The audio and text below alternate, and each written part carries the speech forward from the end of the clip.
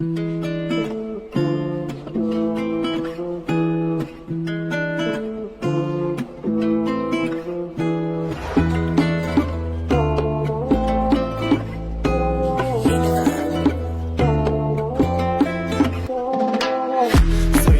sana bara bara, senin gökyüzün pembe bizimki kara. Hayat yaşatır sana da drama, kardeşime ulaşamam çünkü sarrar. Hayat zora mı alıştım ona mama, hayat zora mı alıştım ona mama. İstediğim huzur ve de çok param ama polisler sorar adıma, söylüyorum yalan. Ne yarın belirsiz, yapmıyorum plan. Vurmuştum patlamadan gerçek bir silah. Yaptığım hataları yapıyorum anne bir daha. Kalbimin yerinde sanki bir taş var inan. Sen olursun pişman, ben gülerim bir daha. Sen olursun pişman, ben